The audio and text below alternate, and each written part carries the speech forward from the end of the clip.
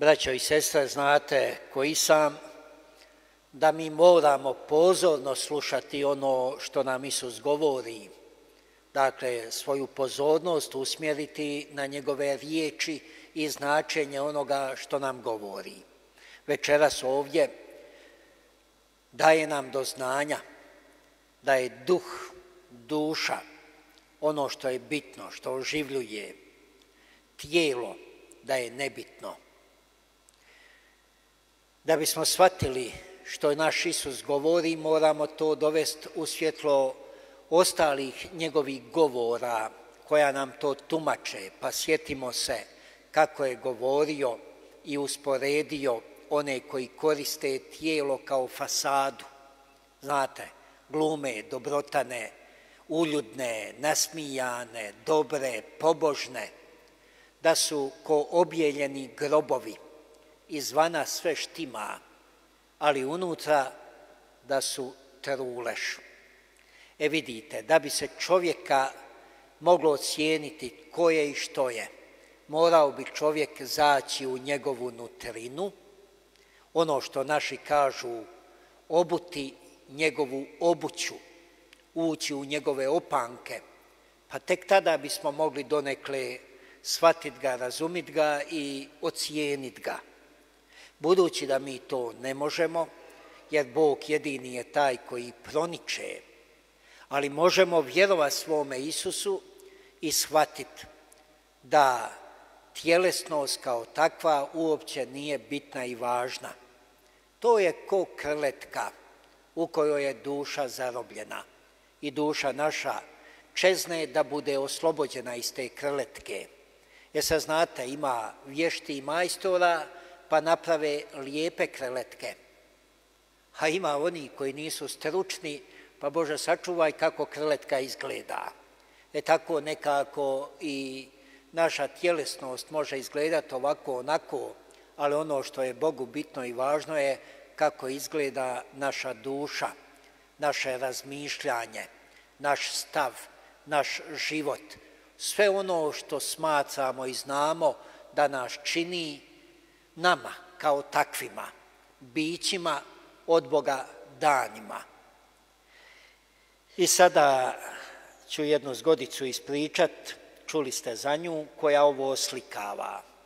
Neka lijepa mlada curica tamo se zacurila i vidi Bog iće to kud ne treba i dadne joj bolest, razboli se i umre. I kad je ona došla Bogu, svadljiva, odmah ona Bogu, šta si me uzeo kad sam tek počela živjeti, šta tebi znači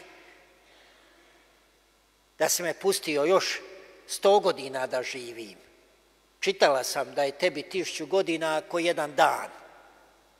Bog gleda i veli, ma pogriješio sam, ajde, koliko ćeš još da ti dam godina života? I sad ona razmišlja, sad mi je oko 20, 50, još to je 70, a ne valja biti ni ono previše star.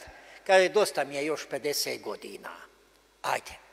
I Bog je vrati u život. I sad ona zna, ima još 50 godina. I šta će? Veli, odo se najprije uredit i ode tamo gdje se ono uređujete vi ženske, skocka se i kad je odatle izišla, auto i pogazi je, opet nastrada prid Boga i opet ona Bogu, pa jesi li mi rekao 50 godina, šta ovo radiš? A Bog je pogledao, veli, a za si to ti, ma nisam te prepoznao. Ovo je ta zgodica koja oslikava ovo što Isus kaže. Od toga vanjskoga nema ništa. Treba život svoj s Bogom svojim uskladiti, da bi u njemu imali život. Nutrina je bitna i važna. Sad zamislite, nama je to nepojmljivo, kad se raspadne zemaljski boravak naš, naše tijelo, tada ćemo se mi začuditi kako neki koji su u našim očima bili ružni, prelijepi će biti. A oni koji su u našim očima bili prelijepi, izgledat će ko najgore i najveće nakarade. Sad vi možete reći šta izmišljaš, tvrd je to govor koji Isusu što su govorili. Ali samo se sjetite đavala, kako su bili lijepi ko anđeli i kako se pretvoriše u rugobe. Eto vam odgovora. Sami vidite da je to tako. Pa živimo onako kako naš Bog od nas hoće i zahtijeva. Uvijek se stavljajmo u život svoga Isusa. Pokušajmo njega shvatiti, razumjeti. Jer zato je on došao da po svom životu, onako kako je on živio, kroz što je on prolazio, da nama pokaže kako trebamo živjeti, kako trebamo kroz one nevolje prolaziti, kroz kakve je i on prolazio. Ono u psalmu ima, pravednik kroz mnoge nevolje prolazi, ali ga Gospodin izbavlja iz svih zala, jer nevolje trebaju biti tu. Kuša nas se, gleda nas se, kakva je ona naša nutrina, duša, ali Bog čuva, Bog bdije. I zato rekoh, trebamo se znati uživjeti u Isusov život. Ajmo ovo se uživjeti malo u ovo današnje iz Evanđelja. Pogledajte, tvrdi im je Isusov govor. Ne podnose ono što on jasno govori. Odlaze od njega, napuštaju ga svi. On pita apostole, hoćete li vi otići?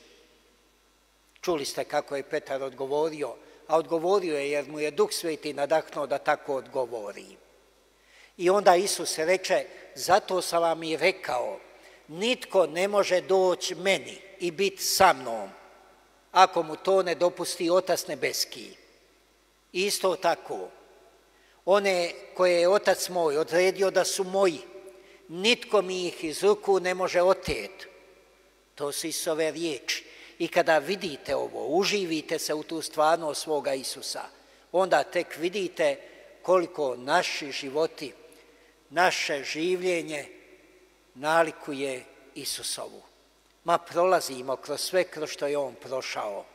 Samo trebamo, kako je on postupao, i mi tako postupati. Uvijek pogledom usmjerenim na ono naše, na vječnost, na vječni život. Ovaj prolazni, on pripada ljudima koji će u ništavilo ići. Jer ovo je materijalno ništavilo. I zato jesu u ništavilu, zato su u svome i zato im je sve, kako ono kažu, ide od ruke, ajmo se tako izraziti. Ali oni koji Bogu pripadaju, rekao je Isus, morat će proći kroz što sam i ja prolazio. Svijet će vas mrziti, jer niste od ovoga svijeta, jer sam vas ja uzeo k sebi. Ali ustrajte, i tko ustraje, bit će spašen. I ustrajmo u Gospodinu svome. Amen.